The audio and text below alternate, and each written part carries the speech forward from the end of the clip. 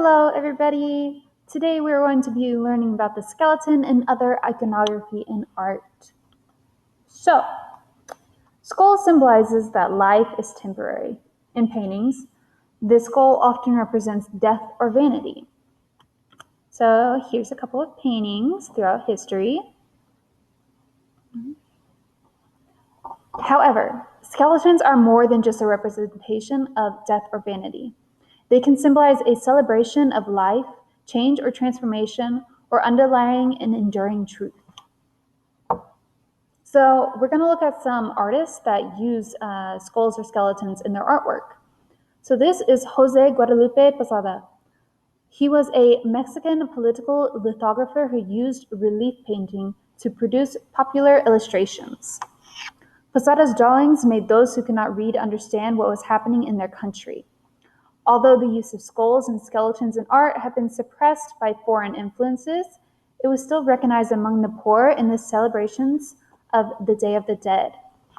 His most famous engraving was La Calavera Catina, which shows a fashionable lady in the guise of a skeleton.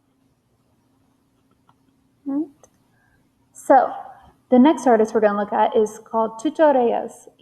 Tuto Reyes integrated European fine art styles with the essence of the popular Mexican skull art. Perhaps his art was politically unpopular for those who chose to disregard foreign influences. However, Reyes' unconventional combination was most likely influenced by his eccentric father, who, although devotedly Catholic, practiced brujeria. Also, I'm so sorry for my Spanish pronunciation. All right, and now we're just going to watch a video on Frida Kahlo.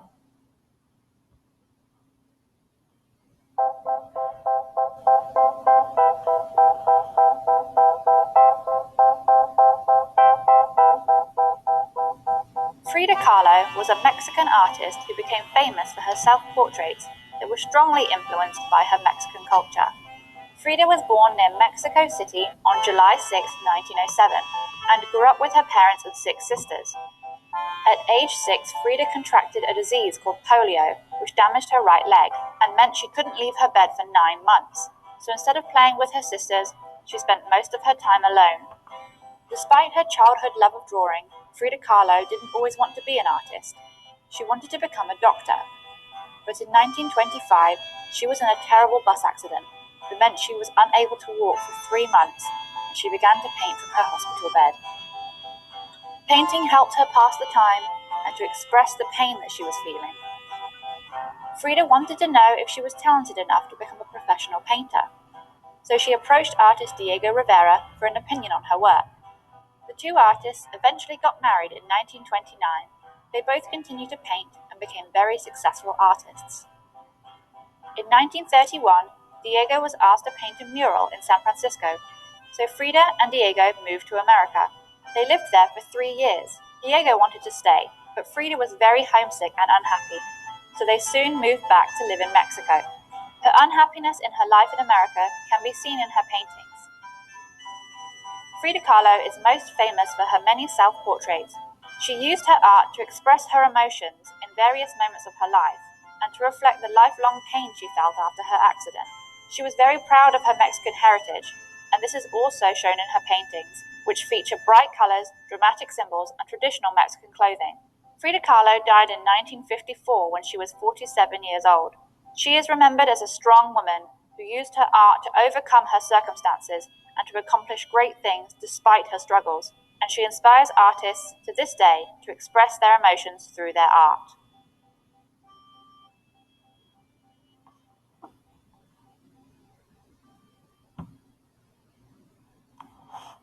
Now we're going to watch a video on the Day of the Dead.